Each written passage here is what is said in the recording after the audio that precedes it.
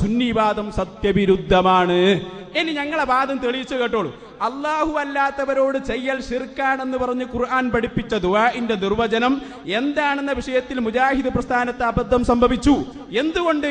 അവർ പറഞ്ഞ നിർവചനത്തിൽ അല്ലാഹുവിന്റെ റസൂലിന് അല്ലാഹു നൽകുന്ന മുഅ്ജിസത്തിന്റെ അടിസ്ഥാനത്തിൽ അവിടുത്തെ വഫാത്തിനു ശേഷം കേൾക്കും ഉത്തരം ചെയ്യും എന്ന വിശ്വാസത്തോടെ വിളിച്ചാൽ അത് ശിർക്കാണെന്ന് ഈ നിർവചനത്തിൽ വരുന്നു. എന്നാൽ എല്ലാ ഹദീസും ആയത്തും പഠിപ്പിച്ച മുഹമ്മദുർ റസൂലുള്ളാഹി ആ റസൂലുള്ള പറയുന്നു എന്നെ വിളിച്ചാൽ ഞാൻ ഉത്തരം ചെയ്യും. കഴിഞ്ഞില്ലേ കാര്യം? നിങ്ങൾ നിർവചനം പോയില്ലേ? ഇനി നിങ്ങൾ എന്താ ചെയ്യേണ്ടത്? ഈ വിഷയത്തിൽ മുജാഹിദുകൾക്ക് അബദ്ധം സംഭവിച്ചു വന്ന സുന്നിവാദം സത്യവിരുദ്ധമാണ്. നിങ്ങൾ തെളിയിക്ക്. ഞങ്ങൾ പറഞ്ഞല്ലോ അല്ലാഹുവിന്റെ ഹബീബ് പഠിപ്പിച്ചിട്ടുണ്ട്. ഇനി നിങ്ങളുടെ നിർവചനം ഇവിടെ ഇല്ല. ആ നിർവചനം ഉണ്ടാവണമെങ്കിൽ നിങ്ങൾ ഞാൻ പറഞ്ഞതിന് പ്രതികരിക്കണം. അതിനെ നിങ്ങൾക്കൊന്നും ചെയ്യാൻ കഴിയുന്നില്ല. ചെയ്യാൻ കഴിയാത്ത കാലത്തോളം ഞങ്ങളെ വാദം സ്ഥിരപ്പെടും. പിന്നെ ഞങ്ങൾ തെളിവ് ഇൻഷാ അല്ലാഹ് പറയും. അതിന് ടൈമുണ്ട്. അത് രണ്ടാമത്തെ സെഷനിൽ നമ്മൾ എഴുതിയിട്ടുണ്ട്. നിങ്ങൾ എഴുതി മുഹിയുദ്ദീൻ ഷെയ്ഖെ കാക്കണേ, ബദരീങ്ങളെ രക്ഷിക്കണേ എന്നിങ്ങനെ സുന്നികൾ മരിച്ചുപോയ മഹാന്മാരോട് ഇസ്തിയാസ നടത്തുന്നത് പ്രാർത്ഥനയുടെ നിർവചനത്തിൽ അവർ പിഴവ് വരുത്തിയതിനാലാണ് എന്ന് നിങ്ങൾ എഴുതിയിട്ടുണ്ട്. അത് നിങ്ങൾ അവിടെ പറയൂ. ഞങ്ങൾ മണിമണിയായി പറഞ്ഞു തരും. കിതാബുകൾ ഇവിടെയുണ്ട്, രേഖകളുണ്ട്. ഇതിന് മൂപ്പർക്ക് അറിയാം. ഈ വാദവുമായി നമ്മൾ ഇവിടെ ഇങ്ങനെ ഇരുന്നാൽ വല്ലാതെ വിഷമിക്കേണ്ടി വരും. എന്നിട്ട് അടുത്ത സെഷനിക്ക് ചാടുക. അയ്യാതി പരിപാടിയൊക്കെ പഠിച്ചിട്ടാണ് എന്റെ പ്രിയപ്പെട്ട ഹനീഫ മൗലവി ഞങ്ങളൊക്കെ ഇവിടെ വന്നിട്ടുള്ളത്. അതുകൊണ്ട് തന്നെ വ്യക്തമായി പറയുന്നു, ഞങ്ങൾ വ്യവസ്ഥയിലും വിഷയാവതനത്തിലും പറഞ്ഞ് തെളിയിച്ചു കഴിഞ്ഞു. അല്ലാഹുവിന്റെ ഹബീബായ മുഹമ്മദ് റസൂലുള്ളാഹി എന്റെ വഫാത്തിന് ശേഷം എന്നെ വിളിച്ചാൽ ഞാൻ ഉത്തരം ചെയ്യുമെന്ന് വളരെ വ്യക്തമായി പറഞ്ഞിട്ടുണ്ട്. അതാണ് ഞങ്ങൾ പറയുന്നത്. അതിനെയാണ് അതാ ഒറ്റ ഹദീസ് മതി. ഫൈസലാസിന് രണ്ടെണ്ണം പറഞ്ഞത് മൂപ്പരെ ഔദാര്യം കൊണ്ട് പറഞ്ഞതാ.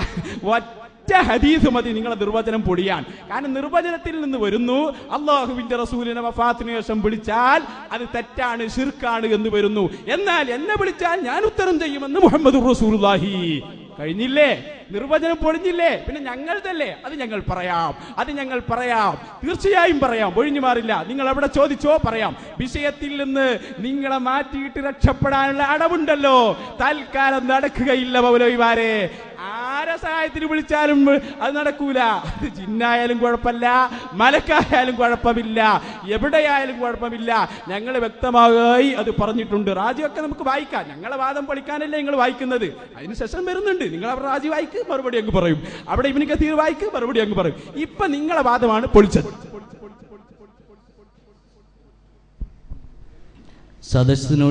സദസ്സിനോടും ഈ വിഷയത്തോടും യോജിക്കാത്ത അപശബ്ദങ്ങളൊന്നും ഉയർത്തരുതെന്ന് പ്രത്യേകം ഉണർത്തുന്നു. പൊളിയുന്നു എന്ന് സമാധാനിക്കുന്നത് നല്ലതാണ്. നിർവചനം പൊളിച്ചു കഴിഞ്ഞു എന്നാണ്. എന്താ നിർവചനം തന്നെ നിങ്ങൾക്ക് കൃത്യമായി പറയാൻ കഴിഞ്ഞിട്ടില്ല എന്നാ ഞങ്ങൾ പറയണത്. എന്താണ് മുജാഹിദികളുടെ നിർവചനം എന്ന് വിശദീകരിച്ച് എങ്ങനെയാണത് പൊളിച്ചത്? ഇപ്പൊ ഒരാൾ ഇവിടെ നിന്നിട്ട് പറയാ ഈ ബിൽഡിംഗ് ഞാൻ പൊളിച്ചു കഴിഞ്ഞിരിക്കുന്നു എന്ന് രാവിലെ 10 മണി മുതൽ 5 മണി വരെ കയ്യും കെട്ടി നിന്ന് പറഞ്ഞാലും ബിൽഡിംഗ് ഇവിടെ ഉണ്ടാകും. അത് പൊളിക്കാൻ, ഈ ബിൽഡിംഗിന്റെ സ്ട്രക്ചർ പൊളിക്കാൻ എങ്ങനെ പൊളിച്ചു എന്ന് ബോധ്യപ്പെടുത്തണം. ഇതാ ഇവിടെ ബിൽഡിംഗ് ഇല്ല, അതിന്റെ തൂണത അവിടെ, ചുവര അവിടെ എന്ന് ബോധ്യപ്പെടുത്താൻ കഴിയണം. അത് ബോധ്യപ്പെടുത്താതെ ഈ ബിൽഡിംഗ് ഞങ്ങൾ ഇങ്ങനെ തന്നെ കാണുന്നു. ഏത് നിർവചനമാണ് പൊളിച്ചത്? ഏത് നിർവചനമാണ് നിങ്ങൾ പൊളിച്ചത്? ഞങ്ങളുടെ നിർവചനം പൊളിക്കുന്നു എന്ന് വിചാരിച്ചുകൊണ്ട്, പൊളിയും എന്ന് വിചാരിച്ചുകൊണ്ട് നിങ്ങളുടെ വിഷയാവതരണത്തിൽ നിങ്ങൾ പറഞ്ഞ വാദം, ഏറ്റവും പ്രധാനമായി നിങ്ങൾ പറഞ്ഞത് ഇപ്പൊ ചോദിക്കുക, അത് ഞങ്ങൾ അവിടെ പറയും. അത് ആദ്യം പറയുമ്പോൾ ആലോചിക്കേണ്ടിയിരുന്നു എവിടെയാ പറയേണ്ടത് എന്ന്. നിങ്ങൾ ഇവിടെ പറഞ്ഞു തെളിവ്. എന്താ തെളിവ് പറഞ്ഞത്? ഇപ്പോഴും ആവർത്തിച്ചുകൊണ്ടിരിക്കുകയല്ലേ തെളിവ്.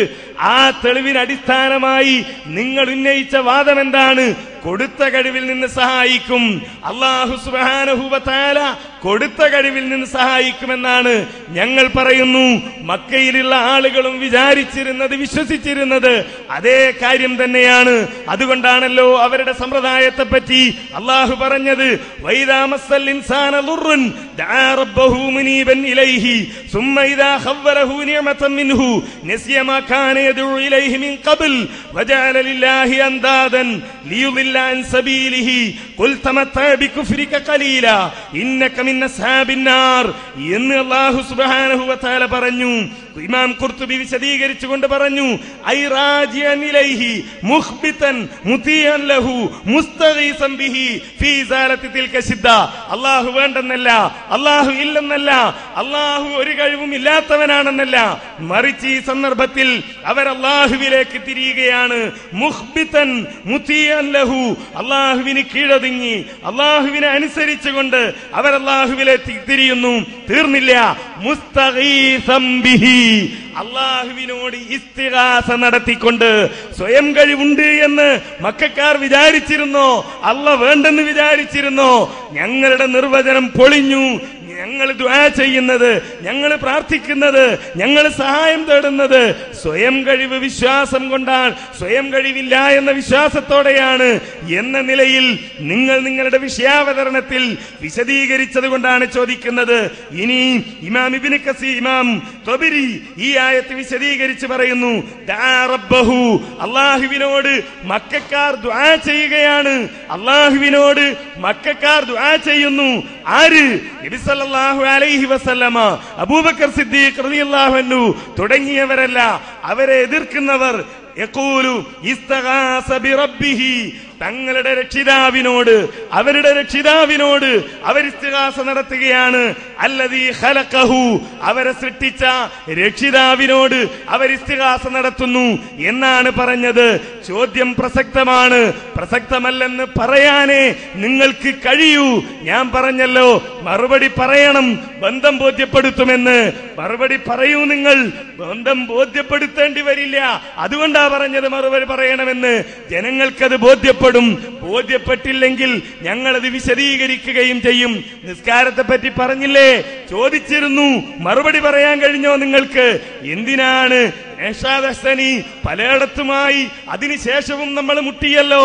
കോട്ടക്കൽ സംവാദത്തിൽ നിങ്ങളോതിയ ആയത്തിന് ഏതെങ്കിലും ഒരു മുഫസ്സിർ വഫാത്തായ റസൂലിനോട് ഇസ്തിഗാസ നടത്താനായി ഇത് വ്യാഖ്യാനിച്ചതായി തെളിയിക്കാൻ കഴിഞ്ഞാൽ ഈ പണി അവസാനിപ്പിക്കും ഞാനെന്ന് നന്ദിയിൽ വെച്ച് ഞാൻ പ്രസംഗിച്ചു. നിങ്ങൾ മറുപടി പറഞ്ഞു നിർത്തിക്കോ എന്ന്. എന്നിട്ട് എന്താ പറഞ്ഞത്? ഞാൻ വായിക്കാൻ പോവുകയാണ് എന്ന്. കോട്ടക്കൽ വായിച്ചു എന്ന് പറയാൻ നിങ്ങൾക്ക് കഴിഞ്ഞില്ല, നന്ദിയിലും നിങ്ങൾ വായിച്ചില്ല. ആ ചരിത്രമൊക്കെ അവിടെ നിൽക്കട്ടെ.